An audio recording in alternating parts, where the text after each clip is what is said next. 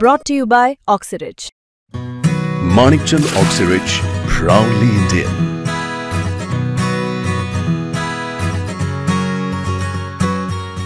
देवेंद्र फडणवीस माणूस म्हणजे बेउपकारी माणूस, तवाच उपकार उलटणारा माणूस.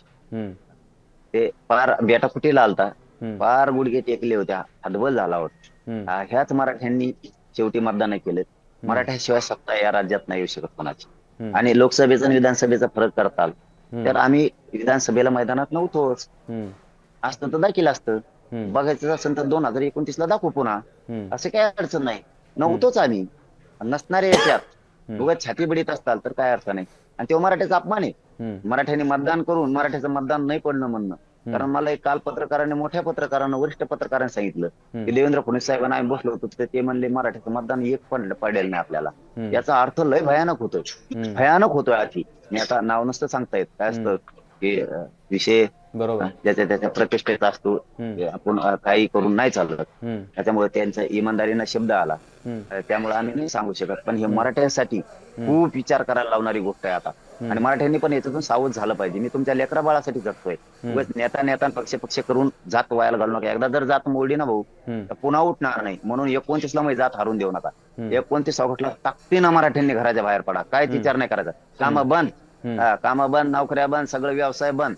कोणी जायचं नाही, राजकारणाने तिकडे जायचं नाही. काय होत नाही, 2-3 दिवस उडाले. 27, 28, 29 या तुम्ही सगळे वापस मी एकटा आरक्षण आणतो. तुम्ही काही काळजी करू नका. पण 29 ला इतके मराठी निघा ना, मुंगीला सुद्धा घुसता नाही आला पाहिजे. जी रस्ता मिळेल तिकडून जा, पण शांततेत. एकानेही दगडफेक जाळपोळ करायची नाही. जाळपोळ आणि दगडफेक करणारा माणूस आपला मराठा नाही आणि आंदोलक पण नाही. पण तुम्ही आता बघा, तुम्हाला पण एका वरिष्ठ नेत्यांनी सांगितलं, म्हणजे तुम्हाला भूमिका लक्षात आली की एका बाजूला ज्याला महाराष्ट्रामध्ये 15,000 लोकल बॉडीचे सदस्य निवडले जाणार आहेत पुढच्या काही महिन्यांमध्ये. म्हणजे आता कोर्टानं सुद्धा सांगितले की इलेक्शन घ्या, झेडपीचे असतील, महापालिकेच्या असतील, नगरपंचायतीचे असतील, पंचायतीचे असतील, ग्रामपंचायत असेल, तर या सगळ्यामध्ये 15,000 लोक निवडली जाणार आहेत. आणि त्याच्या आधी तुमचं आंदोलन होतंय. तुम्हाला वाटत नाही की याचा स्वाभाविक राजकीय फायदा जो आहे, राजकीय फायद्याबद्दल बोलतो मी, त्याचा राजकीय फायदा भाजपलाच होतो. ज्या ज्या वेळेला तुमचं आंदोलन तीव्र होतं त्या वेळेला त्यांना फायदा होतो. आता कळन ना, लोकसभेसारखा कळन ना, आरक्षण तर देऊ नका. आता कळन ना असा फायदा असतो काय. तो मराठा आहे राज्यात. एकदा घेतल्यावर, मतदान घेतल्यावर, सत्ता हातात घेतल्यावर मराठ्यांचा अपमान केल्याचे दुष्परिणाम काय असतात हे आता कळन ना त्यांना. आता कळन. त्यावेळेस भोळ्यापणात मराठ्यांना वाटलं असं, आपण म्हणलं कोणाला करा तुम्ही, आम्हाला काय देणे घेणं नाही, मी यावेळेस निवडणुकीत मैदानात नाहीये. मराठ्यांनी केलं असं. त्याचा दुरुपयोग इतका केला म्हणल्यावर लय मोठा अपमान आहे मराठ्यांचा. आरक्षण देत नाही म्हणल्यावर त्यांना मोठं करायला मराठ्यांनी कंबर कसली, रात्रंदिवस पॉम्पलेट केले, प्रचार केला. निवडून आल्यावर म्हणतो मराठ्यांनी मतदान नाही केलं किंवा अमुक नाही झालं. आता दिसल मग आरक्षण तर देऊ नका देऊ, आणि नुसतं एखाद्या पोराला तिकडे काठी लागू द्या, मग कळण यांना सुपडा साप कसा असतो. तुम्ही म्हणताय की मराठ्यांचा अवमान केला.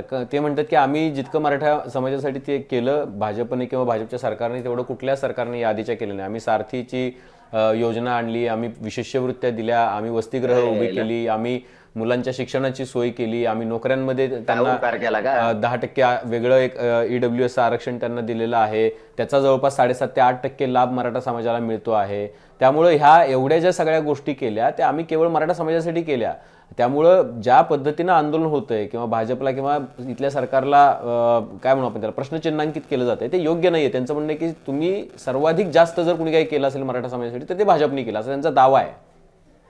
लगीन गेलेली ती काही शेंगा आणायचे उगा आपल्या कोणकडे बी सारथीचे योजना दिल्या. बाकीच्याला नाही का महायुती नाही, त्यांना आरक्षण नाही काय? मग ते काय सांगायची पद्धती होती.